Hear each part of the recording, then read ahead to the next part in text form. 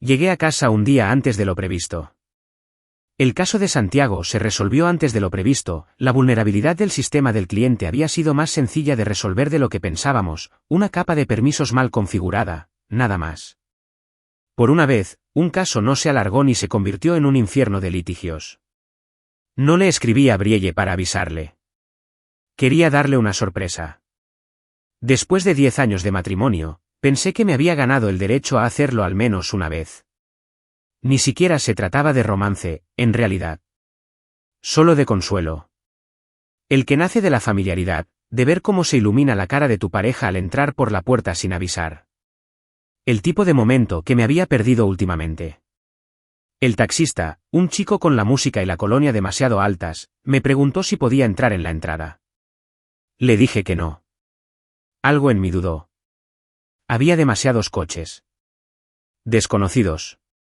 Nuestra entrada estaba llena, 3 coches aparcados en ángulos torcidos, como si no esperaran a nadie más. Un Audi gris bloqueaba el paso. Un descapotable rojo que no reconocí estaba a medio camino sobre el césped. Las luces del porche estaban encendidas. También las de la sala. Y las de la cocina también. Todo brillaba. ¿Bebía? Dentro, a través de la ventana inclinada, vi siluetas. Movimiento. Y entonces oí la música. Una emisora de jazz suave que a Brielle le gustaba cuando había visitas. Algo no cuadraba. Mi mano se quedó sobre la manija de la puerta más tiempo del que me gustaría admitir. Luego la abrí. El aroma a ajo asado y pan caliente me impactó primero. Luego me siguió una risa. No de esas carcajadas educadas y poco entusiastas. Risas a carcajadas. Choque de copas. Alguien acababa de brindar. El pasillo estaba lleno de chaquetas y bufandas que no reconocí. Al entrar en la sala, las vi. 8 personas estaban sentadas alrededor de nuestra mesa. Mi mesa. La mitad eran desconocidos. A los demás los conocía bien, por desgracia. Harper, la hermana de Brielle, se sentó como un gato presumido al final de la mesa. Marcus, su hermano, se recostó en su silla como si fuera el dueño del lugar. Y en el centro, de pie con una copa de vino en alto, estaba Brielle. Se quedó paralizada al verme. A medio brindis. Abrió la boca apenas. Un destello de fastidio, no de sorpresa, cruzó sus ojos. Eso me lo dijo todo. Luego se recuperó. Esto, dijo con una risa superficial, señalándome como si fuera el chiste, es el lamentable error que cometí en la universidad. Risas de nuevo. Harper no se inmutó. Te dije que aparecería sin invitación, dijo ella, sin siquiera mirarme. Sin invitación. La palabra resonó en mi cabeza como un plato que se cae. No me moví. No hablé. Me quedé allí, con el abrigo puesto, y el latido de mi corazón sonaba más fuerte que la música. Marcus empujó su silla hacia atrás con un chillido. Se acercó, con una copa de vino en la mano, como si estuviera a punto de ofrecer un consejo en lugar de veneno. Los papeles ya están archivados, dijo en voz baja. ¿Para qué avergonzarte más? Mis ojos se clavaron en los suyos. Quería hacerle preguntas. ¿Qué papeles? ¿Por qué ahora? ¿Cuánto tiempo? Pero algo dentro de mí se apagó. Mi pulso se ralentizó. Mi respiración se calmó. No era precisamente claridad. Estaba vacío. Asentí una vez. Disfruta de la noche, dije en voz baja. La mirada de Brielle no se suavizó. No me gritó. Simplemente apartó la mirada y volvió a levantar su copa como si nada hubiera pasado. Como si no estuviera allí. Como si no hubiera construido la vida que ahora ella tenía entreteniendo a desconocidos. Me di la vuelta y subí las escaleras. Cada paso se sentía más fuerte que el anterior. La risa continuaba abajo, como si nunca hubiera entrado en la casa. En nuestra habitación, vi que había movido la foto enmarcada nuestra de la cómoda. Ahora yacía boca abajo en el suelo junto a una pila de bolsos de su hermana. Un descarte simbólico. Un rechazo casual. Abrí el armario y saqué mi bolso de mano. No llevé mucho. Solo lo esencial. Portátil, cargador, 3 camisas, 2 pantalones, mi kit de afeitado. El tipo de equipaje que haces cuando sabes que no te irás mucho tiempo. Pero en el fondo, ya sabes que no volverás. Eché un vistazo a la cama. Nuestra cama. La que elegimos juntos. Tenía sábanas limpias. No las que me gustaban. Eran de seda. Bolso. Abajo, la música seguía sonando. Alguien empezó una nueva historia. ¿Otra risa? Mis pasos ya eran silenciosos. Salí por la puerta del garaje, evitando el pasillo principal. No quería volver a verlos. No quería que me vieran salir con una bolsa. No quería que ganaran esa última imagen. Pedí un servicio de transporte compartido desde la acera. La noche era fresca, el cielo despejado. Demasiado tranquilo para lo que acababa de estallar. El conductor guardó silencio. Lo agradecí. Al alejarnos de la casa, miré hacia atrás una vez. Solo una vez. A través de las cortinas, vi a Brielle de pie junto al lavabo. No parecía triste. No parecía culpable. Simplemente parecía agotada. Como si hubiera terminado una actuación. Cerré la cortina. Me di la vuelta antes de que la ira se apoderara de mí. En el hotel, el aire olía a limón y a silencio caro. El portero me hizo un gesto con la cabeza. No respondí. Mi mente estaba acelerada, pero mi rostro permanecía sereno. Práctica. Años de práctica. La gestión de crisis era parte de mi trabajo. Controlando reacciones. Pero esto no fue una caída del servidor. No fue una brecha del firewall. Esta era mi vida, sin invitación, sin bienvenida, irreconocible. Nadie me reservó un lugar en esa mesa. Ni una pizca de vacilación al cruzar la puerta. Ni un atisbo de defensa por parte de la mujer con la que había construido un futuro. ¿Y lo peor? No fue una emboscada. No fue espontáneo. Fue orquestado. Me di cuenta de ello al mirar por la ventana del hotel horas después. Esperaban que me fuera. No solo fuera de casa. Fuera de la foto. Fuera de la historia. Pero si pensaban que era de los que desaparecen sin hacer ruido, olvidaron con quién se casaron. Olvidaron a qué me dedico. Olvidaron que siempre descubro lo que otros intentan ocultar. Y lo olvidaron. Nunca me voy sin un plan B. El Fairmere Grand se encontraba escondido en un tranquilo rincón del centro, con su fachada de piedra brillando tenuemente bajo las tenues luces doradas que iluminaban la entrada. Me había quedado allí antes, sobre todo durante proyectos largos o cuando la casa necesitó fumigación hace unos años. Pero esta noche, se sentía diferente. No era un lugar cómodo. Un lugar de exilio. Crucé las puertas de cristal poco después de las 10 de la noche y André ya estaba en el escritorio, puliendo el mostrador de mármol con el cuidado que solo puede tener alguien que se enorgullece de su quietud. Levantó la vista y me miró a los ojos. Sin preguntas. Sin sorpresas. Solo un leve asentimiento y el deslizamiento de una tarjeta por la superficie. Habitación 1008. Suite esquinera, dijo. Gracias, André. No me preguntó si llevaba equipaje. No mencionó a Brielle. No mostró la falsa empatía que la mayoría de la gente usa en momentos de evidente desestabilización. Por eso me gustaba. Subí sola al ascensor, el zumbido del mecanismo apenas se oía. Se abrió con un suave timbre. La habitación 1008 daba al horizonte, una extensión de luces y movimiento que antes me parecía hermosa. Esta noche, me recordó lo pequeña que me sentía. Dejé mi bolso y me quité los zapatos. Mi chaqueta cayó al suelo. No encendí la tele. No abrí el minibar. Me acerqué a la ventana y me quedé allí, con la frente casi tocando el cristal frío. No me ofreció asiento. Esa parte me seguía dando vueltas. Una y otra vez. No solo me excluyó, sino que lo diseñó todo.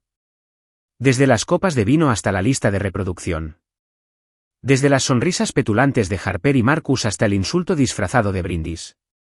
No fue un momento de acalorado entusiasmo ni un error de sincronización. Fue una declaración. Una actuación. Me llamó un error delante de la gente. Se rió como si fuera gracioso. No me inmuté. Mi teléfono seguía en el bolsillo. Lo saqué y miré la pantalla. Llegaban notificaciones, correos del trabajo, un mensaje de mi asistente sobre el resumen del caso de Santiago, un hilo de conversación sobre el cumpleaños de alguien la semana que viene. Todo el caos habitual de la vida continuaba como si nada se hubiera derrumbado. Abrí el contacto de Brielle y me quedé mirando. No hay foto. Solo su nombre. No le envié ningún mensaje. ¿Qué diría? Me senté en el borde de la cama. Las sábanas estaban apretadas y crujientes. Esa textura que te recuerda que este lugar no es tuyo. Pasé la mano por el edredón e intenté respirar hondo. Sentía el pecho lleno de arena. Pesado. Seco. Me recosté y miré al techo. El silencio era absoluto y, sin embargo, de alguna manera, más fuerte que el de todo el comedor. 10 años. Una década. Recordé nuestro primer apartamento. Suelo diminuto e inclinado, platos desparejados. La forma en que solíamos sentarnos con las piernas cruzadas en la alfombra comiendo comida para llevar y soñando, en voz alta. Una vez dijo que la hacía sentir segura. Que mi tranquila firmeza calmara su caos. Le creí. Quizás ese fue mi verdadero error. Le di la vuelta al teléfono y miré la parte trasera. Luego abrí la carpeta cifrada que guardaba. Mi archivo personal. No para el trabajo. Para toda la vida. Fotos, recibos, documentos. Hojeé fotos nuestras. Viajes de aniversario. Su cumpleaños en la casa del lago. Una foto borrosa que me tomó durmiendo en el sofá, con nuestro perro acurrucado a mis pies. Hacía mucho que no las miraba. Ni siquiera sé por qué las miraba ahora. Una parte de mí necesitaba una prueba de que no lo había imaginado todo. Pero entonces recordé cómo me miró esta noche. Como si fuera una complicación. Como si ya me hubiera ido. Algo no cuadraba. No solo emocionalmente. Tácticamente, Brielle era metódico y preciso. Si ella había solicitado el divorcio, ¿por qué no me habían notificado? No había recibido ninguna notificación. Ni un aviso. Ni papeles. Y revisé mi correo. A diario. Religiosamente. No me soltó esto solo para dejar una impresión. Había una estrategia detrás. Esa cena no fue una despedida. Fue un final triunfal después de que el espectáculo ya había terminado a puerta cerrada. Y entonces Marcus, por supuesto Marcus, dijo que los papeles estaban archivados. Como si todo estuviera resuelto. Pero así no funciona. A menos que tuviera una razón para ocultarme algo. Una razón más grande que una ruptura. ¿Por qué ahora? ¿Por qué así? ¿Por qué tanto teatro con público? Me incorporé. Intenté que mi mente no se pusiera en modo detective. Pero los engranajes seguían girando, quisiera o no. Si solo se trataba de dejarme, ¿por qué la actuación? ¿Por qué había desconocidos allí? ¿Por qué lo expresó así? No. Fue algo calculado. Coordinado. No solo personal. Estratégico. La forma en que Marcus se inclinó y lo llamó, vergüenza, me lo dijo todo. Esperaban una reacción. Una implosión. Algo que pudieran usar.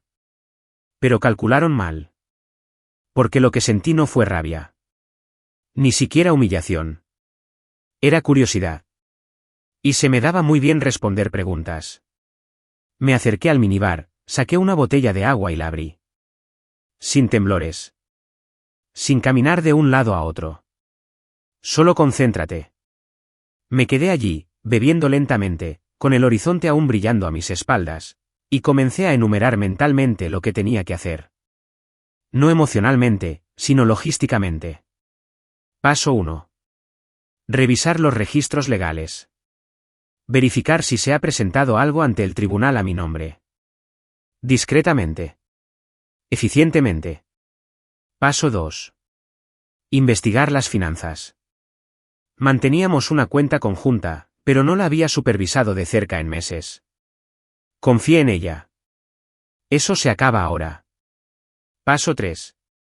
Barrido digital. Su correo electrónico. Su nube. Las copias de seguridad de su teléfono. Nunca cambió las credenciales de inicio de sesión que creé al configurar la red. Era inteligente, pero en cierto modo, un poco perezosa. Un punto ciego. Miré la tarjeta que tenía en la mano y luego volví a mirar por la ventana. En algún lugar, a pocos kilómetros de distancia, mi esposa, al parecer su futura ex, se reía con el postre, chocando copas con la gente que aplaudía cuando me borró. Creía que lo había hecho limpiamente. Pero lo que pasa con la gente como Brielle es que olvidan una cosa. Cuando intentas hacer desaparecer a un hombre especializado en recuperar lo perdido, nunca estás tan oculto como crees.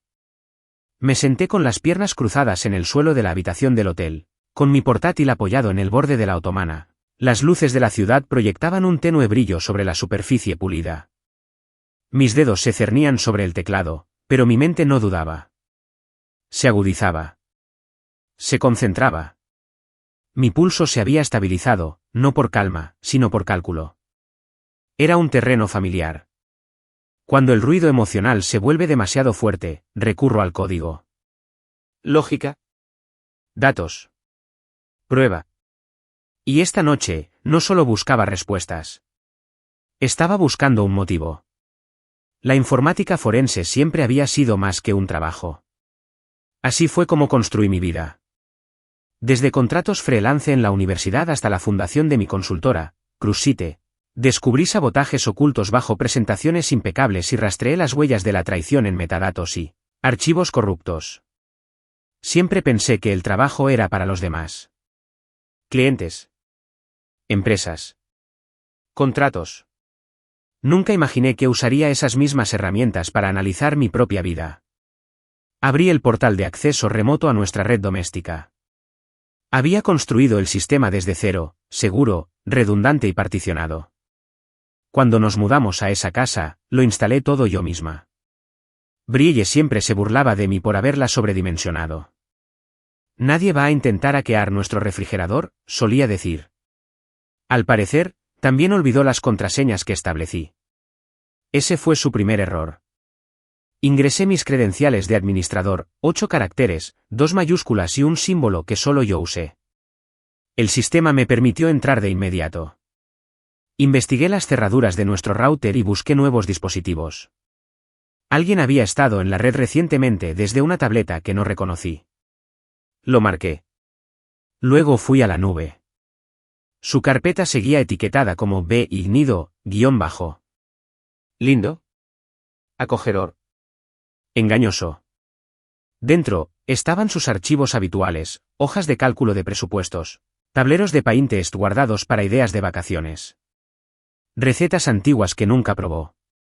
Pero algo más le llamó la atención, una carpeta oculta con permisos restringidos, etiquetada como documentos del cliente, archivo. Ese nombre no le decía nada.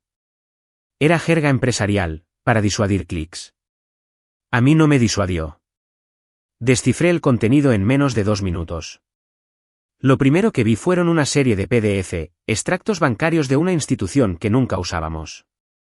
Brielle había estado desviando dinero, gota a gota, durante más de un año. Transferencias disfrazadas de pagos con tarjeta de crédito, cargos ficticios por servicios, pequeñas comisiones de proveedores redirigidas desde nuestra cuenta conjunta a una vinculada a su nombre y un alias secundario, B.R. Harper. Las iniciales le dolieron. Usó el apellido de su hermana. Como si eso lo hiciera inteligente. Como si eso lo hiciera invisible. Pero seguí adelante. El siguiente conjunto de documentos eran borradores legales.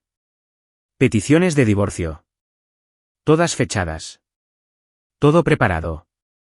Algunos con notas al margen. No de ella, sino de Marcus. Mi cuñado claramente la había estado instruyendo. Incluso había una lista de verificación, activos que congelar, pruebas que inventar, ángulos públicos que controlar. Allí, en tinta roja, había una nota que decía, argumento para construir el personaje. Pintarlo como controlador, emocionalmente distante.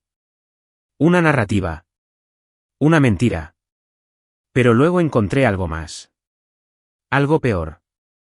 Una exportación de chat de una aplicación de mensajería cifrada que nunca la había visto usar. Los contactos no tenían nombre, solo números e iniciales. Uno en particular. JL, los hilos de mensajes eran recientes. Tenían semanas. ¿JL? ¿Seguro que sigue sin darse cuenta? ¿BR? Siempre está tan concentrado en el trabajo. No levantará la vista hasta que esté hecho. ¿JL? ¿Y el dinero? ¿BR? Ya lo han movido. Marcus tiene el rastro cubierto. ¿JL? Bien. Una vez firmado el contrato, estará demasiado ocupado defendiéndose como para tocarlo. Volví a leerlo. Más mensajes. Conversaciones sobre el momento oportuno, la exposición legal y la estrategia mediática. JL no era solo un confidente. Era socio en algo más profundo. Algo planeado. Esta no fue una ruptura complicada. Fue un golpe preciso. Y pensaron que entraría, diría algo patético, tal vez lloraría o gritaría, y luego me desvanecería. Pero lo que me paralizó no fue el chat. Estaba en una carpeta llamada Noelle. La abrí esperando correos electrónicos. O quizás capturas de pantalla de redes sociales. En cambio, encontré imágenes. Estilo vigilancia. Fotos borrosas y distantes de mi sentada con la doctora Noelle Kessler en una cafetería. Una de nosotras, de pie frente a su clínica. Otra, entregándome una memoria USB. Varias caminando juntas por el parque cerca de la sede de la organización sin fines de lucro. Todo perfectamente enmarcado. Lo suficientemente mal como para sugerir algo que no era. Recordé esos momentos. Ayudé a Noelle después de que su organización sufriera un ciberataque. Pro bono. Estaba nerviosa. Abrumada. Le había explicado los protocolos. La memoria USB era una copia de seguridad de los archivos del donante. Totalmente inocente. Profesional. Pero estas imágenes, fuera de contexto, parecían evidencia de una aventura. Entonces lo comprendí. No intentaban dejarme. Intentaban incriminarme. Motivos de infidelidad. Pintarme como el villano. Justificar un divorcio repentino y frío. Convertirme en el chivo expiatorio. Eliminar la cuestión de la culpa y, probablemente, la pregunta de quién se quedó con qué. Me di cuenta de que la emboscada de esta noche no fue casual. Fue coordinada. ¿Y esa gente en la mesa? No eran solo amigos.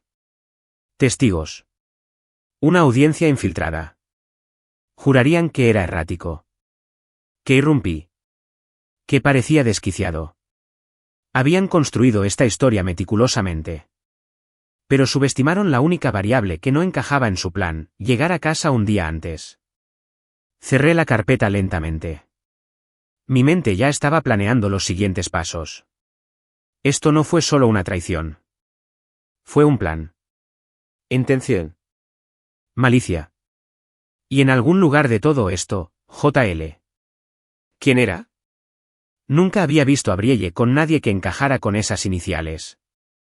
Ni en el trabajo. Ni en su familia. ¿Era un apodo? ¿Un nombre en clave? ¿Era un intermediario? ¿Un intermediario? Introduje algunos comandos en un buscador, comparando el número de JL con fragmentos de datos a los que tenía acceso. Teléfono desechable. Sin nombre. No se conocía la dirección.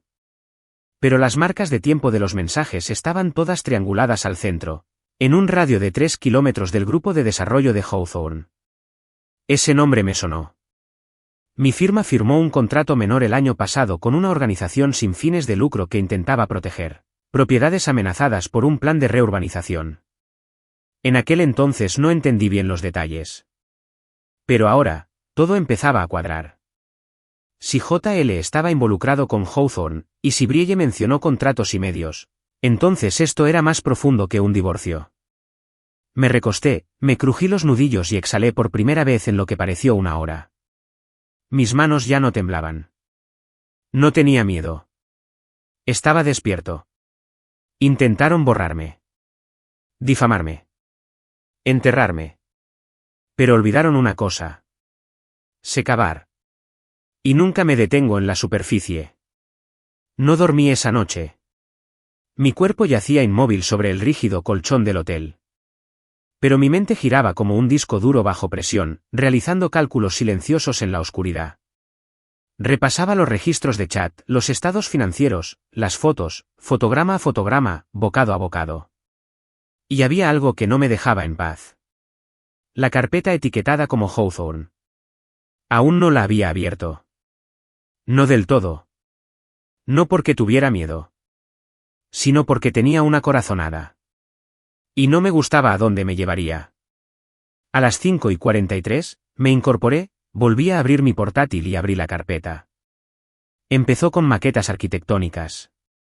Imágenes elegantes y minimalistas de un barrio reinventado con torres de cristal y aparcamiento subterráneo. Luego llegaron formularios de solicitud de zonificación, correos electrónicos con asuntos como Ramsey aprobado, y plazos marcados con hitos de construcción.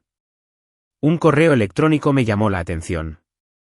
Era de alguien de una empresa llamada Linux Strategies, dirigida a Brielle, Marcus y al juez Leonard Ramsey, su padre. Asunto: Iniciativa Hawthorne, último impulso. Hemos asegurado 5 de los 7 paquetes. Los 2 restantes tienen gravámenes, pero son vulnerables. Una vez que la presión pública supere los obstáculos, podremos proceder. JL dice que la segunda fase necesita una distracción para acelerar la aprobación. Adjunto un mapa. Uno real, no una representación. Mostraba una comunidad real. Hawthorne B. La conocía bien. Bungalows modestos. Tiendas de barrio. Familias que habían vivido allí durante décadas. Clase trabajadora. Orgullosa. El mismo barrio que mi empresa ayudó a proteger discretamente hace meses, tras una serie de ciberataques dirigidos contra una organización local sin fines de lucro que luchaba por los derechos territoriales de sus residentes. Doctora Noelle Kessler. Así fue como me involucré. Me llamaba presa del pánico. Sus archivos se corrompieron. Los correos electrónicos desaparecieron. Las bases de datos de donantes fueron borradas. Me ofrecí a ayudar, sin costo alguno. Y recuperamos la mayor parte. Pensé que solo estaba contribuyendo a una buena causa. No me di cuenta de que estaba entrando en una zona de demolición que intentaban despejar. La comprensión me impactó profundamente. ¿Esos ciberataques? No fueron aleatorios. No son extranjeros. Vienen de dentro. Sabotaje interno. Y los nombres en la carpeta de Hawthorne dejaban claro que la familia de Brielle estaba detrás. Mi esposa. Mis suegros. Gente con la que cené el domingo, brindé por mis cumpleaños y me abracé en las fiestas. Intentaban arrasar un barrio entero con el pretexto de la renovación urbana, y yo, estúpidamente, sin saberlo, me había interpuesto en su camino ayudando a quienes querían que se fueran. Eso era lo que significaba el mensaje a JL. Estará demasiado ocupado defendiéndose como para tocar nada. Nunca fui solo un matrimonio que querían terminar.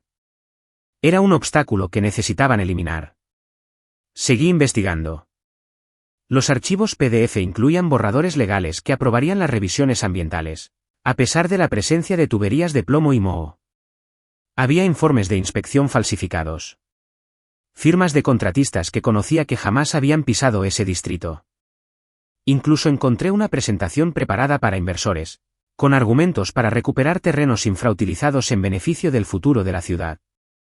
Frases diseñadas para disfrazar la supresión de progreso. Entonces encontré lo peor. Una carpeta etiquetada como apalancamiento. Dentro, una serie de fotografías. Todo de Noelle y yo. Fotos que no había visto antes. Una parecía tomada desde un coche aparcado frente a su clínica. Otra desde dentro de un edificio. Las persianas de la oficina estaban medio bajadas.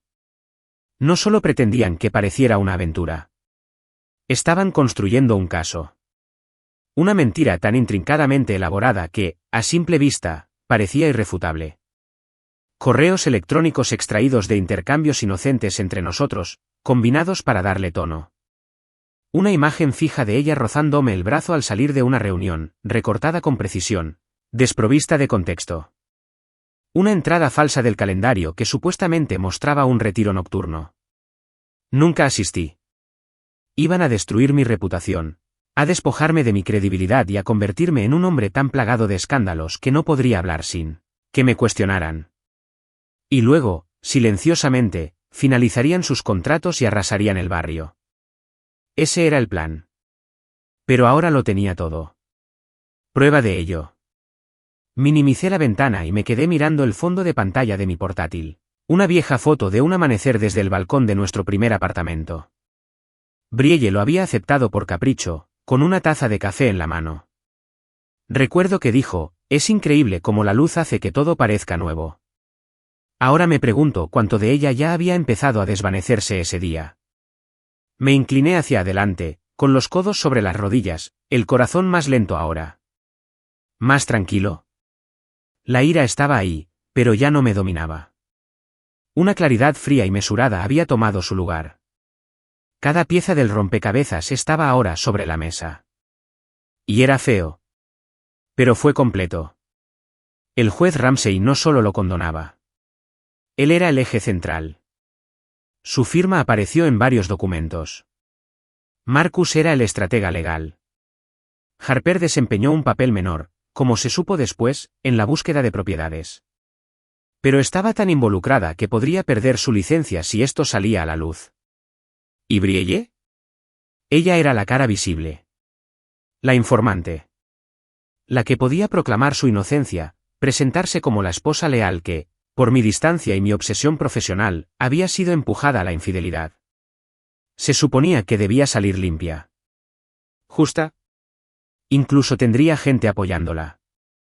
Pero lo que no planearon fue que yo descubriría la verdad antes de que pudieran servirla. Lo que no planearon fue a mí. Copié todos los archivos. Hice una copia de seguridad en 3 unidades de almacenamiento seguras. Los subí a una nube privada que mantenía desde mi primera filtración. Luego creé una carpeta propia. La llamé simplemente contingencia. Y justo cuando me disponía a cerrarlo todo, vi un pequeño archivo de audio oculto entre los metadatos de uno de los PDF. Sin título. Guardado como si alguien se hubiera olvidado de fregarlo. Dudé. Hice clic. Y escuché. Primero, una voz de hombre, severa, cortante. Lo supe al instante. ¿Seguro que no sospecha? El juez Ramsey. Y luego Brielle. ¿Tranquila? ¿Segura? La voz a la que solía confiarle mi vida. No. Está demasiado ocupado haciéndose el héroe. No se dará cuenta hasta que sea demasiado tarde. Una pausa. Luego avanzamos. Desacreditarlo. Golpe en lo personal y profesionalmente. Una vez que esté sumido en el escándalo, la tierra será nuestra. Clic. Silencio. Me quedé allí sentado, con el audio resonando en mi cabeza mucho después de terminar. No era solo traición. Eso ni siquiera era estrategia. Era guerra. Querían aniquilarme. Y si no hubiera llegado a casa un día antes, quizá lo habrían conseguido. Cerré el portátil y me quedé de pie, la habitación estaba demasiado silenciosa, demasiado quieta. Me acerqué a la ventana y volví a mirar hacia afuera. Pero esta vez, no me sentí pequeño. No me sentí perdido. Sentí como si algo afilado se hubiera instalado en mi pecho. Algo de acero. Implacable. Habían planeado cada movimiento. Pero olvidaron que me dedico a construir cortafuegos. Y ahora iba a quemarlo todo, archivo por archivo. No sé qué me hizo volver a hacer clic en la subcarpeta de audio. Quizás fue el instinto. Quizás fue la voz en mi interior que me mantuvo con vida todos estos años en habitaciones donde la gente mentía, descaradamente con trajes a medida. O quizás fue la parte de mí que no podía dejar de pensar como un hombre traicionado. Ese lugar oscuro y silencioso dentro de mí ahora titilaba con una verdad silenciosa, había más. La carpeta solo contenía 2 archivos. El primero era la llamada que ya había escuchado, aquella en la que Brielle y su padre conspiraban para enterrarme bajo el escándalo y llevar a Hawthorne a la riqueza. ¿Pero el segundo archivo? Era más largo. Sin título. Con fecha de hace 3 noches. Me puse los auriculares, me senté en el sillón junto a la ventana y le di al play. La estática era suave, como el aire deslizándose sobre la grava. Luego, el crujido familiar de una silla. Un suspiro. El tintineo de un vaso contra la encimera. La voz del juez Ramsay llenó el silencio. Ella cree que eres el punto más débil, Marcus.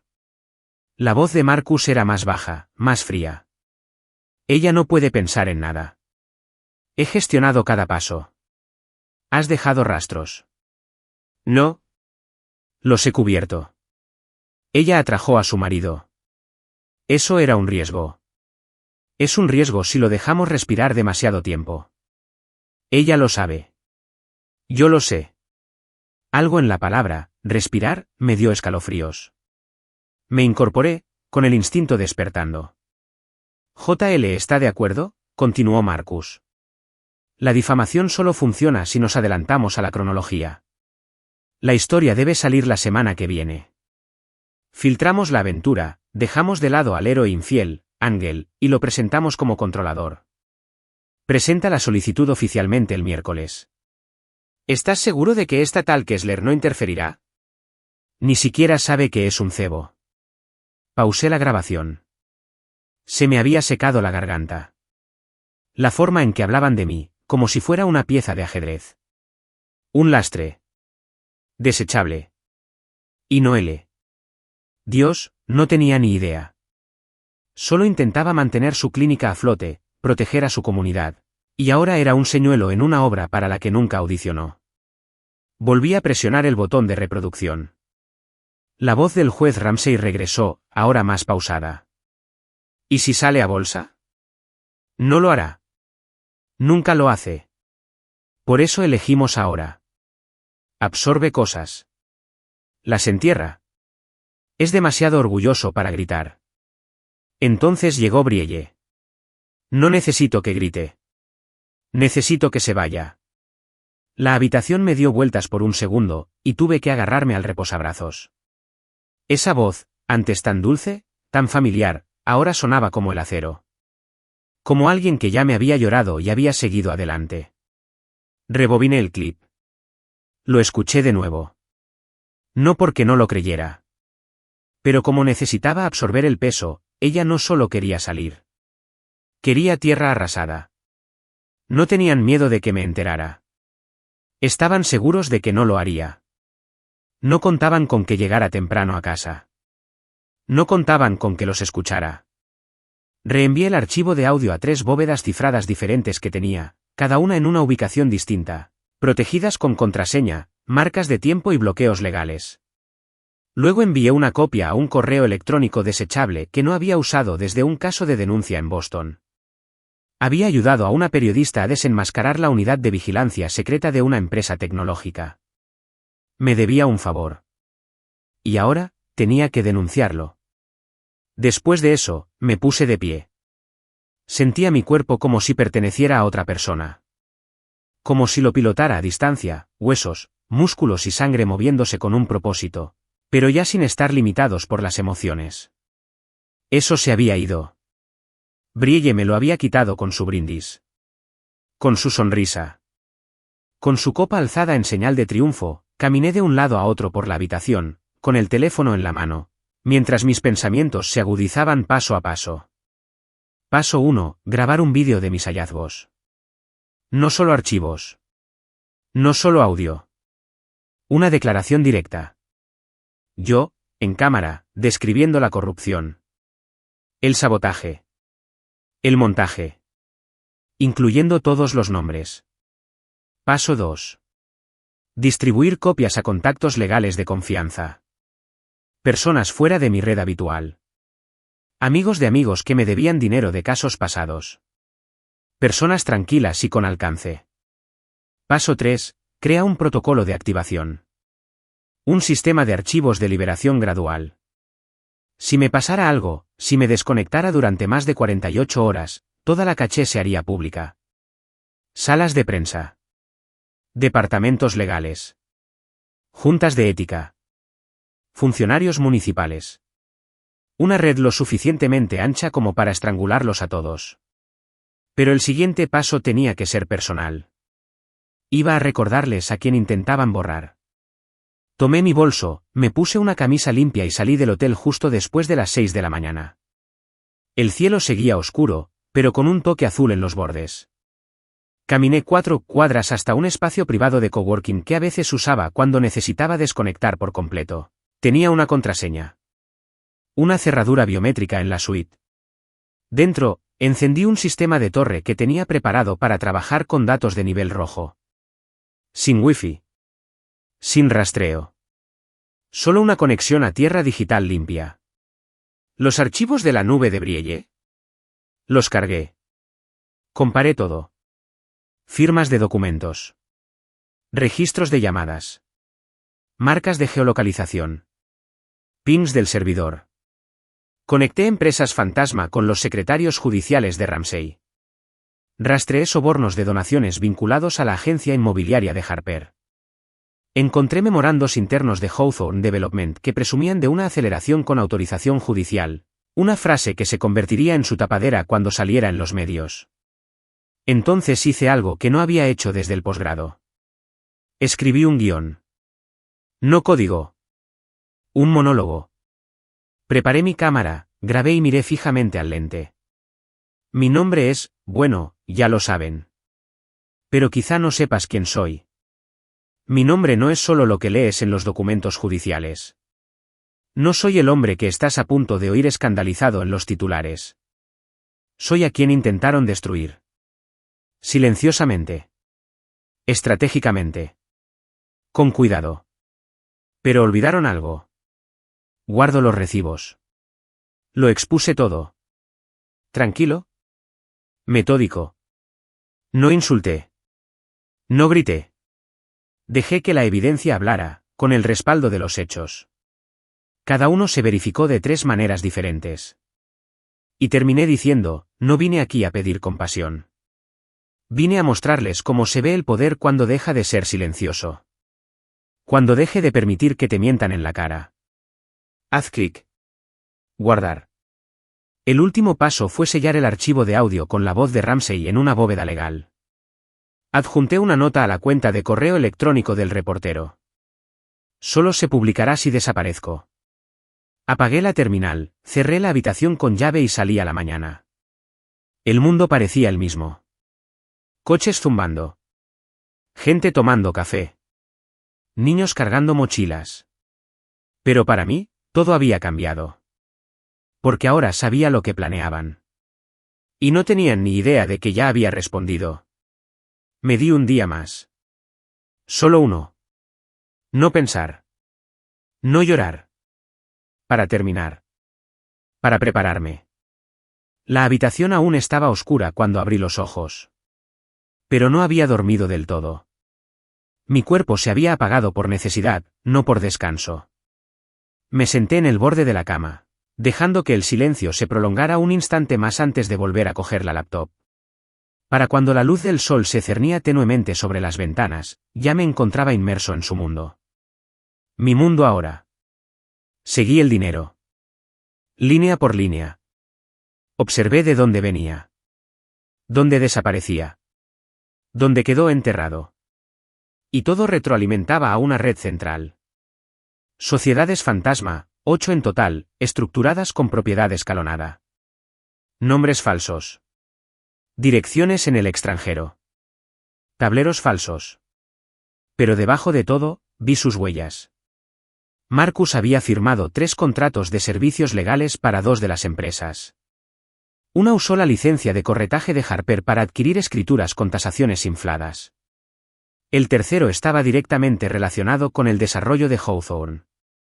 Cada firma digital. Cada etiqueta de metadatos. Lo dejaron todo por alguien que supiera ver más allá de la superficie. Alguien como yo. Mientras reían con vino, yo mapeé su imperio. Tracé cada línea. Y luego empecé a tirar de los hilos. Registros de llamadas. Correos borrados. Mensajes. Incluso números de teléfono desechables. Nada desaparece del todo. Me lo enseñaron. O lo intentaron. Recuperé mensajes borrados que vinculan las credenciales de acceso de Brielle con esos documentos de inspección falsificados. Encontré la firma de Harper en una petición de zonificación etiquetada como respaldada por la comunidad, a pesar de que ningún residente de Hawthorne la había firmado. Todo seguía un patrón. Incluso sus mentiras. Al mediodía, mi suite de hotel parecía una sala de guerra. Archivos apilados sobre la mesa. Memorias USB. Una segunda laptop se abrió con un software de cifrado activo ejecutándose. No comí. No me duché. No me moví a menos que fuera necesario. Sabía que aún no se habían dado cuenta. Brielle asumiría que me había retirado, lamiéndome las heridas en algún bar de mala muerte, o tal vez llamando a un abogado en un último intento por defender un caso que ya había sido incriminado. Marcus probablemente pensó que me había rendido. Así es como funciona la gente como él. Esperan que el silencio signifique rendición. Pero yo no me quedé callado. Estaba haciendo una fogata. Y esa noche, encendí la cerilla. A las 10 de la noche, activé la descarga. Cada paquete tenía un archivo de activación independiente incrustado. Cada una estaba cifrada con una contraseña única que solo yo conocía. Si no enviaba un código de cancelación antes de las 6 de la mañana siguiente, se desbloqueaban y se enviaban solas. Contactos de prensa. Juntas legales. Comisiones estatales. Un puñado de periodistas con los que me había cruzado a lo largo de los años. Era un seguro. No solo para mí. Para la verdad. Entonces ejecuté la primera ola. No todo. Todavía no. Pero basta. Envié una denuncia anónima a un antiguo contacto del Departamento de Justicia sobre fraude inmobiliario a través de empresas fantasma. Adjunté un documento depurado de los archivos del Comité de Zonificación. Guardé un segundo conjunto de fotos de los informes ambientales falsos en una carpeta protegida a la que tenía acceso el Departamento de Auditoría Interna de la ciudad. Dejé un rastro de migas de pan a través de metadatos que los llevaría a la oficina del juez. Subí un clip de audio, el más suave, donde Brielle y su padre hablaban tranquilamente sobre eliminar el obstáculo a un sitio web protegido con contraseña que había creado años atrás para el almacenamiento seguro de denunciantes. La contraseña se envió a una sola persona. Una periodista que una vez se ofreció a ponerle mi nombre a su hijo después de que la salvé de una brecha que le arruinó su carrera. ¿El resto? Estaba esperando. Frío. Cronometrado. A las 10:15, pulsé ejecutar en la copia de seguridad digital completa. Cada documento. Cada archivo de audio. Cada vínculo entre Brielle, Marcus, Harper y el juez Ramsey. La pantalla parpadeó en verde. Y entonces, mi teléfono se iluminó. Brielle. Mensaje de texto. ¿Qué hiciste? Sonreí. Solo levemente. Luego silenció el teléfono. 5 minutos después, Harper. ¿Crees que esto te hace inteligente? Estás enfermo. Luego Marcus, porque claro que tenía que ser dramático. Te vas a arrepentir de esto. No les respondí a ninguno. El silencio era mejor. Salí al balcón del hotel. La noche era cálida. La ciudad zumbaba débilmente abajo. En algún lugar, allá afuera, estaban desesperados. Los teléfonos sonaban. Los chats grupales están a reventar. Marcus probablemente esté llamando al equipo de relaciones públicas de su firma. El juez Ramsey probablemente ya esté gritando en un teléfono desechable intentando averiguar cómo sucedió esto. Pero ya era demasiado tarde. Las primeras brasas se extendían. Encendí un cigarrillo, aunque lo había dejado hacía años. No sé por qué. Algo en el fuego de mis dedos coincidía con lo que sentía. La calma tras la ignición. El crujido antes del colapso. Volví a pensar en la mesa. Ese momento en que entré y vi a Brielle levantar su copa como si yo fuera solo un capítulo que se saltó en su autobiografía. Todavía podía oír el tintineo de las copas. Ver la sonrisa burlona en el rostro de Harper. La forma desdeñosa en que Marcus se inclinó. Creían que no me defendería. Creían que rogaría. Creían que no sabía cómo jugarles el juego. Pero no juego. Reconstruyo desde las cenizas. Dejé que el cigarrillo se consumiera hasta el filtro, luego lo apagué y volví adentro. Limpié la habitación. Empaqué todo. No por pánico. Por costumbre. No me gusta dejar huellas. Revisé las cuentas regresivas. Todo marchaba a la perfección. La última ola llegaría al amanecer a menos que cancelara los temporizadores. No lo haría. Esto no fue un disparo de advertencia. Fue el momento de ajustar cuentas. A la 1:17 de la madrugada, recibí un último mensaje. De un número desconocido. Solo 3 palabras. Nos vemos. No me asustó. Me confirmó algo. Ya no perseguía sombras. Estaban observando por qué sangraban. Y cuando llegara la mañana, toda la ciudad lo sabría. Mi teléfono no dejaba de vibrar. Empezó antes del amanecer, con ligeros temblores en la mesita de noche, como una polilla atrapada en un frasco de cristal, y no paró. Al principio no respondí. Lo vi zumbar como si fuera algo que se moría poco a poco. Reconocí números. No los reconocí. La mayoría los esperaba. 1 o 2 me sorprendieron. Pero ninguno importó. A las 6 de la mañana, aparecieron los primeros titulares. Abrí mi portátil y actualicé la página. Increíble. El juez Leonard Ramsey relacionó 2 propiedades inmobiliarias no reveladas y aprobaciones de zonificación ilegales. Bajo el titular estaba la foto que había sacado del caché. La foto de él estrechando manos dentro de una oficina sellada. El sello de tiempo incrustado en la esquina. Los pagos rastreados mediante las credenciales de su empleado. Los correos. Los permisos. Todo estaba ahí. El siguiente titular era aún mejor. Marcus Ramsey bajo investigación. Documentos filtrados vinculan al abogado con confiscaciones fraudulentas de propiedades y encubrimiento familiar. ¿La foto adjunta? Marcus sonriendo junto a Harper y Brielle en la misma mesa de la que me habían excluido. Poético. De verdad. No tuve que desplazarme mucho para ver su nombre. Brielle Ramsey Corbin se enfrenta a una revisión ética tras la aparición de conexiones con Hawthorne y el escándalo de apropiación de tierras en toda la ciudad. Ella no era la cara visible del asunto. Todavía no. Pero era parte del engranaje. Los medios se habían aferrado a la historia como lobos que finalmente captan el rastro. Me aseguré de perseguirnos unos a otros desde nuevos ángulos. Siguiendo el rastro que les había dejado. Capa por capa. Todo cuidadosamente seleccionado. Y fue entonces cuando los mensajes se convirtieron en llamadas. Luego, mensajes de voz. Y finalmente, una serie de mensajes que jamás olvidaré. Brielle, ¿cómo supiste todo esto? Brielle, 2 minutos después, ¿de dónde sacaste esos archivos? Esto no es lo que parece. Brielle, 5 minutos más tarde, por favor. Llámame. No hagas esto. Me quedé mirando la pantalla un buen rato.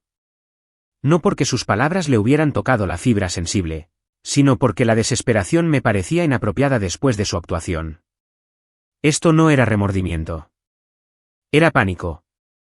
Era el desmoronamiento de una imagen cuidadosamente construida. Una construida sobre la suposición de que nunca levantaría la cabeza lo suficiente como para ver más allá. No respondí. Entonces Harper lo intentó. Harper, tienes que parar.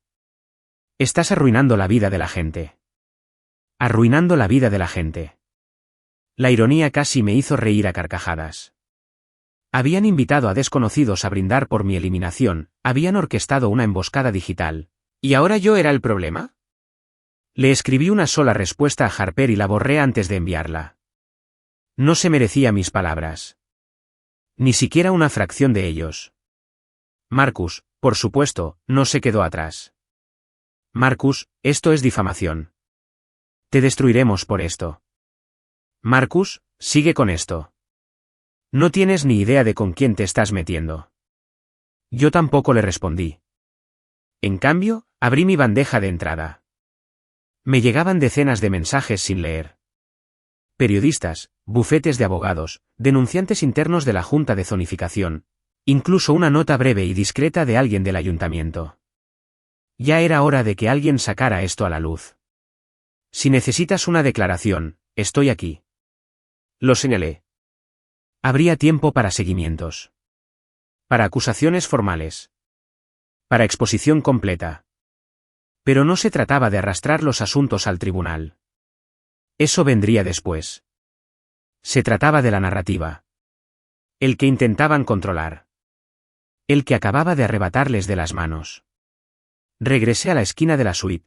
Me serví un vaso de agua y observé cómo el horizonte cambiaba de azul a dorado. Siempre me había encantado esa vista. Las líneas limpias de las ventanas del Fairmere Gran reflejaban el amanecer como metal fundido. Me lo merecía esta mañana. Como un mirador al que había subido en lugar de que me lo hubieran dado. Entonces llegó el mensaje final. No de ninguno de ellos. De un número bloqueado. Solo una frase. ¿Qué quieres? Me quedé mirándolo. Largo y duro. Esa era la verdadera pregunta, ¿no? ¿Qué quería? ¿Venganza? ¿Validación? ¿Vindicación? Ninguna de esas palabras encajaba. No estaba allí para hacerlos sufrir. Esa fue solo la consecuencia.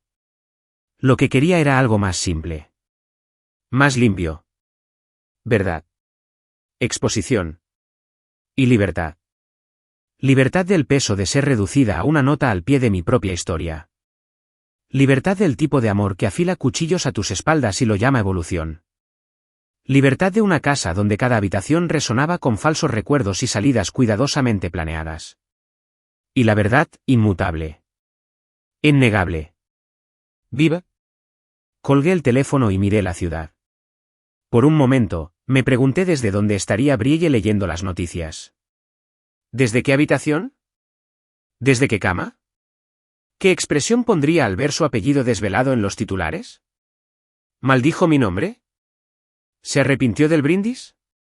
¿O simplemente estaba atónita porque el hombre al que creía haber silenciado fuera quien la había dejado sin voz? No me sentí triunfante. Me sentí claro.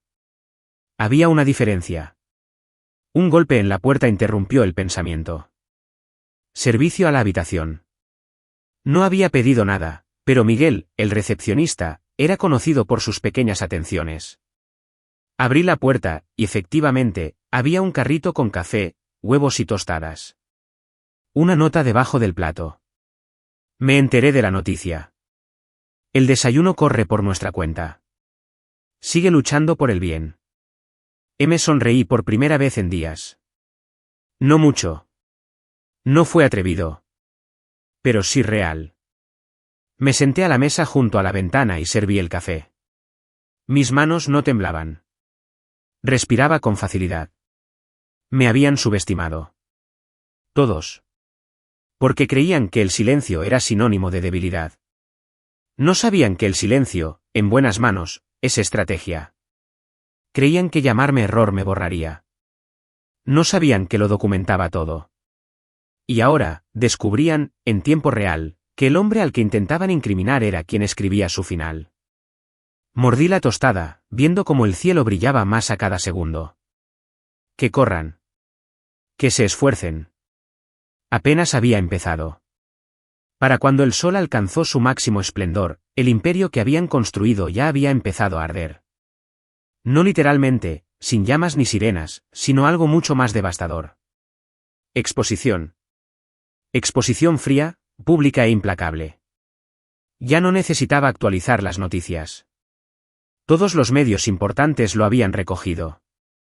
Los artículos corrían como la pólvora, cada titular más contundente que el anterior.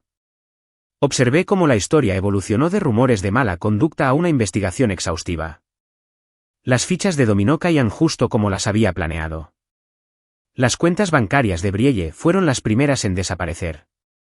La denuncia anónima que envié al Departamento de Ética del banco, junto con la documentación de transferencias sospechosas y la superposición de cuentas, desencadenó una revisión inmediata de congelación de cuentas. Ni siquiera había tenido tiempo de mover la mayor parte del dinero. Sus ahorros se habían esfumado. La conocía lo suficiente como para saber cómo se sentía. No la pérdida financiera, Brielle sobreviviría a eso, sino la pérdida de control. Odiaba estar atrapada, odiaba no poder mover los hilos. Y ahora, ni siquiera podía sacar su propio dinero sin enfrentarse a preguntas que no podía responder. Marcus sufrió un golpe más duro. Su licencia de abogado fue puesta bajo revisión de emergencia al mediodía. El Colegio de Abogados del Estado abrió una investigación sobre su manejo de contratos fantasma, firmas falsificadas y colusión poco ética con el juez Ramsey. Algunos de los documentos que filtré llevaban no solo su firma digital, sino también comentarios activos, prueba de que había participado en la creación del lenguaje de las adquisiciones inmobiliarias fraudulentas. Me lo imaginé en su oficina, mirando el correo electrónico de la junta directiva, el que le negaba el acceso y le solicitaba la entrega inmediata de su portátil proporcionado por la empresa. Su orgullo se vería más afectado que su carrera. Marcus siempre había actuado como un rey tras un cristal, intocable, venerado por sus clientes. Pero el cristal se quiebra, sobre todo cuando el martillo es tan deliberado como el mío. La licencia inmobiliaria de Harper ni siquiera duró tanto. Las fotos de ella sonriendo frente a propiedades recién adquiridas, casas donde aún había familias que luchaban contra el desalojo, llegaron a la prensa con nombres y fechas. Su rostro se convirtió en un símbolo de la gentrificación basada en mentiras. La junta inmobiliaria le revocó la licencia antes de que pudiera siquiera redactar una respuesta. Me senté en mi suite del Fairmere Grand, observando cómo se desarrollaba todo, no con alegría, sino con algo parecido al alivio. Esto no era venganza. Era restauración. La verdad, por fin empieza tras ser enterrado vivo. Pero lo que más me importó no fueron los titulares. Fue el silencioso efecto dominó que las filtraciones habían provocado. La organización sin fines de lucro que inició todo esto, la clínica del Dr. Kessler, se vio repentinamente en el punto de mira. Los periodistas aparecieron preguntando sobre los ciberataques, los documentos falsificados y la campaña de desprestigio. La doctora Kessler, con toda su gracia y firmeza, lo manejó como siempre, con honestidad. No me nombró. No tenía por qué hacerlo. Unas horas después, me envió un mensaje. Acabamos de recibir una donación. Anónima. Suficiente para mantener la clínica funcionando durante los próximos 3 años. ¿Fuiste tú? Me quedé mirando la pantalla un momento y luego escribí. Considéralo una compensación por haberte involucrado en esto y por ser amable.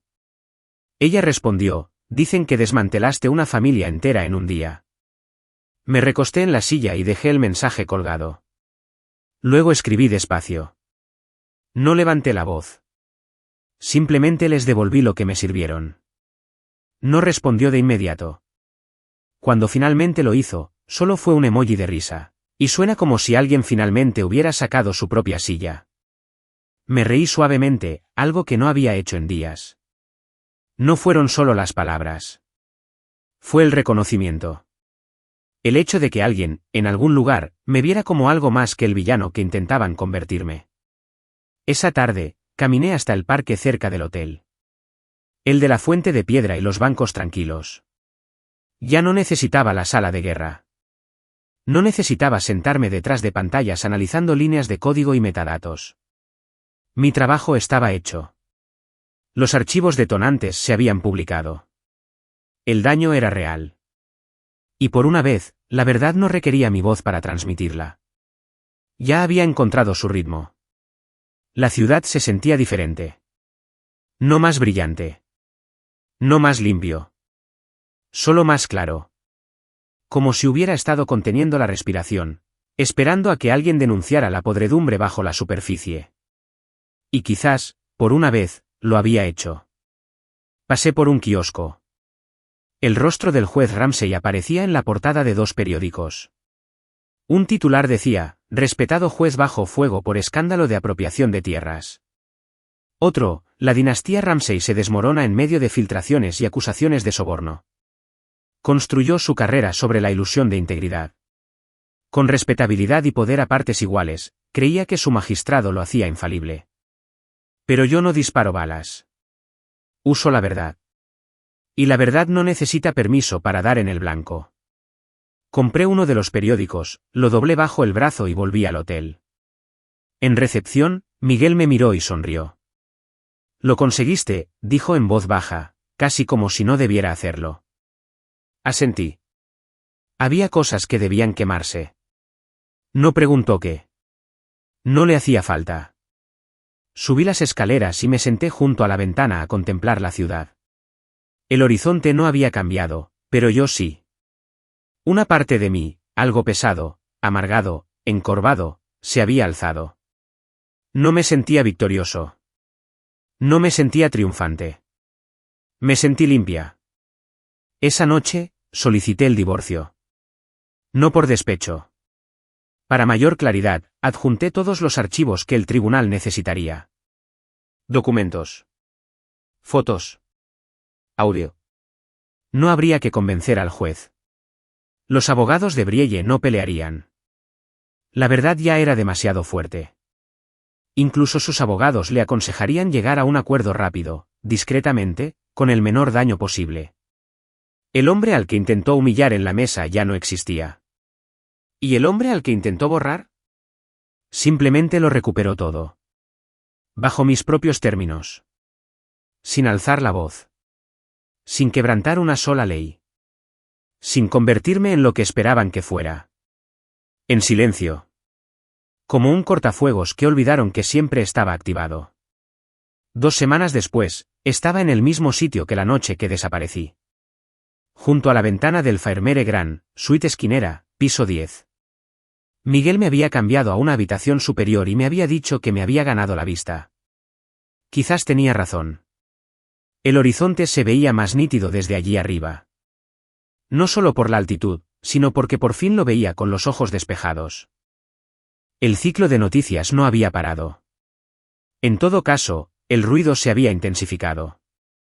Para entonces, el juez Ramsey había sido puesto en licencia administrativa en espera de investigación. Se rumoreaba que podría ser inhabilitado. Audiencias éticas. Presión política. Su nombre, antes sinónimo de justicia intachable, ahora era el chiste de editoriales y sketches televisivos nocturnos. Un hombre que había llevado su armadura negra, similar a una túnica, ahora despojado de su identidad por la única persona a la que nunca había considerado una amenaza. Su hijo, Marcus, había dejado de hablar. Su bufete de abogados borró su biografía del sitio web. Su LinkedIn había desaparecido. Su Twitter también. Un fantasma. Lo último que supe es que había huido a una finca familiar al norte del estado para reagruparse. Así lo llaman los buitres cuando el cuerpo aún no está muerto. Harper había intentado cambiar de rumbo. Una disculpa. Un vídeo en línea conmovedor. Una promesa de mejorar. No funcionó. La opinión pública era ahora un maremoto, y la había barrido por completo del mercado inmobiliario. ¿Pero Brielle? Se había desvanecido tras el silencio. Sin actualizaciones en redes sociales. Sin comunicados de prensa. Ni siquiera un desmentido. ¿Se fue? Algunos pensaron que era inteligente. Que la historia pase desapercibida. Otros especulaban que estaba esperando el momento oportuno, preparándose para una demanda. No me importó. Se había dicho la verdad.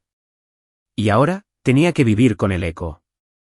Esta mañana, recibí los papeles del divorcio, firmados y notariados, con solo 2 comentarios de su parte.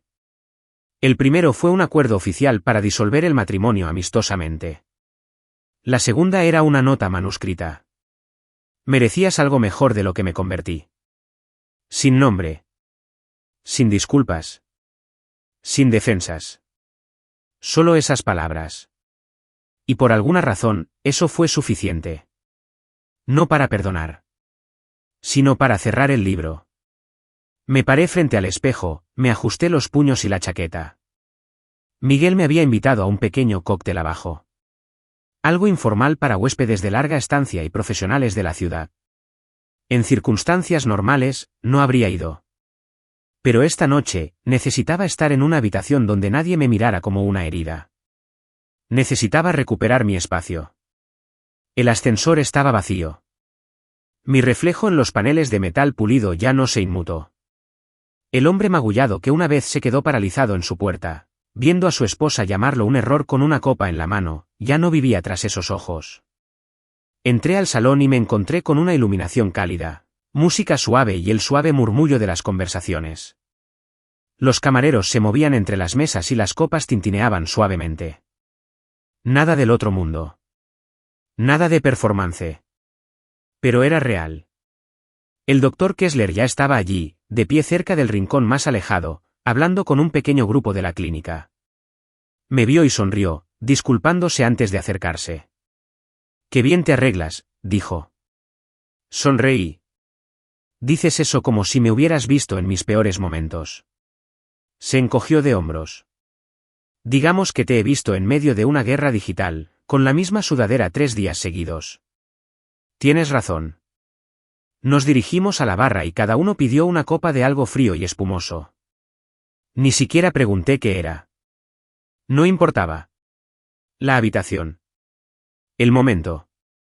No se trataba de la bebida. Se trataba de la paz. «Todavía hablan de ti, ¿sabes?», dijo. «La mitad de los voluntarios de la clínica ahora te llaman la tormenta silenciosa». Arqueé una ceja. «Dramático». «Me lo gané», respondió ella, levantando ligeramente su vaso.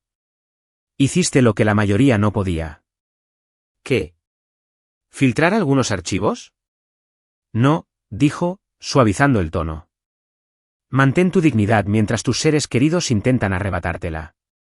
Nunca jugaste sucio. Y aún así, desmantelaste toda su base». No respondí de inmediato. Tomé un sorbo. Dejé que el momento se calmara. «Nunca quise destruir a nadie», dije finalmente. «Simplemente no quería desaparecer». Ella asintió como si lo entendiera. Y quizá lo hizo. Al otro lado de la sala, vi a un hombre acercarse para brindar. Agradeció al personal del hotel, elogió las vistas y bromeó diciendo que el vino era mejor que el de sus últimas bodas.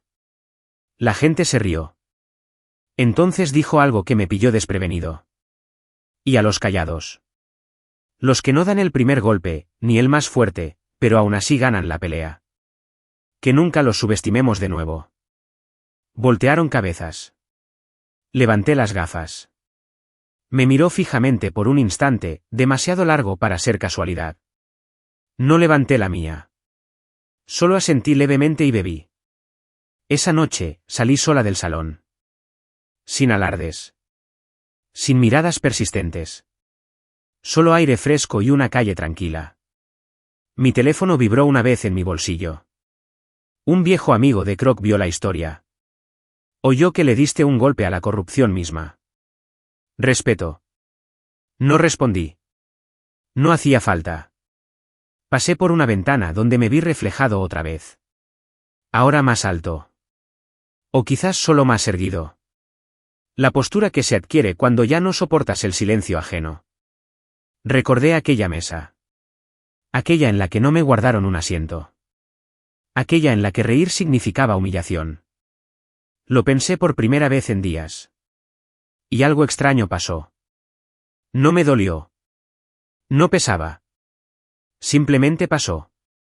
Como una tormenta que nunca me perteneció. Regresé al hotel. Pasé por delante del mostrador del vestíbulo. Pasé por delante de las miradas. El pasado ya pasó. El hombre que intentaron borrar ahora tenía la pluma en la mano. Y había terminado de escribir sobre ellos.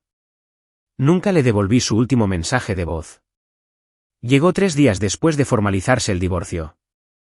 No tenía identificador de llamadas. Solo un mensaje de 47 segundos que empezaba con mi nombre como si significara algo de nuevo. Como si no lo hubiera dicho delante de desconocidos con una sonrisa burlona y una copa alzada. Cometí un error, dijo. Lo dejé sonar una vez. Fue suficiente. No lo guardé. Tampoco lo borré. Simplemente se quedó ahí, suspendido en mi bandeja de entrada como un hilo cortado del borde de una camisa vieja. Suelto. Inútil. No vale la pena el esfuerzo de liberarlo. Se le oía temblar la voz. Solo un poquito. Como si pensara que el remordimiento podría reescribir retroactivamente lo que hizo. Como si nombrar lo hecho pudiera deshacerlo. No te lo merecías, susurró. Quizás no lo merecía. Pero ella se aseguró de que aprendiera a dejar de esperar justicia. Me enseñó que el silencio no significa que alguien siga pensando, sino que ha decidido no preocuparse en voz alta. Esa noche, estuve en el balcón del hotel, observando cómo el viento mecía suavemente los árboles. Había una paz serena en la forma en que la ciudad respiraba tras un largo día. Sin caos. Sin ecos de traición. Simplemente el ritmo normal de la gente en su vida. Y me di cuenta de que esto era todo. Mi vida. Mía de nuevo. Nada de decisiones de segunda mano. Nada de andar con pies de plomo en mi propia casa. No me siento como un invitado en la vida que ayudé a construir. Nunca respondí a su buzón de voz porque no había nada más que decir. A veces, no hace falta dar un portazo. Simplemente déjala abierta para que oigan el eco cuando te vayas.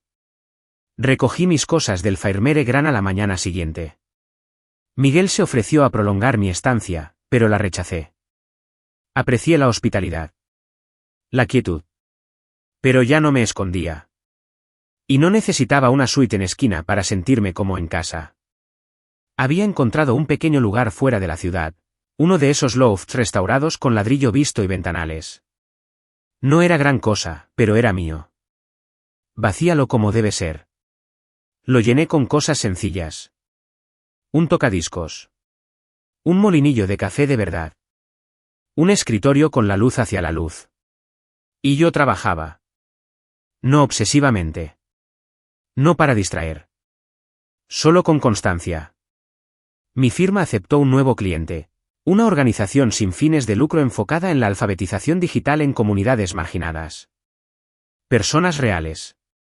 Misión real. Nada de política envuelta en apretones de manos. Dormí más. Caminé más. Llamé a amigos con los que no había hablado en años y no me dio vergüenza. El doctor Kessler me enviaba noticias de vez en cuando. La clínica estaba prosperando. Las donaciones aumentaron. El número de voluntarios se duplicó. Dijo que la gente empezaba a preocuparse más. Haz mejores preguntas. Que tal vez todo esto había hecho mella en algo más grande que nuestro propio dolor. A veces quedaba con ella para tomar un café. Ya no hablamos del escándalo. Hablamos de libros. De perros. El estado del terrible tráfico de la ciudad. Cosas normales. Cosas fáciles. Antes, dijo, aún cargas con todo, pero ahora parece más ligero. No supe qué responder. Pero lo recordé. Pasaron las semanas. Y poco a poco, el ruido se fue apagando. No hubo más artículos. No hay nuevas declaraciones. Solo el sonido de un mundo que avanza. Sin ellos en el centro. ¿Y yo? Empecé de nuevo. Sin enojo. Sin destrozos.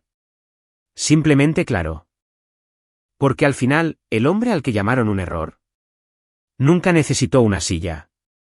Él construyó la mesa.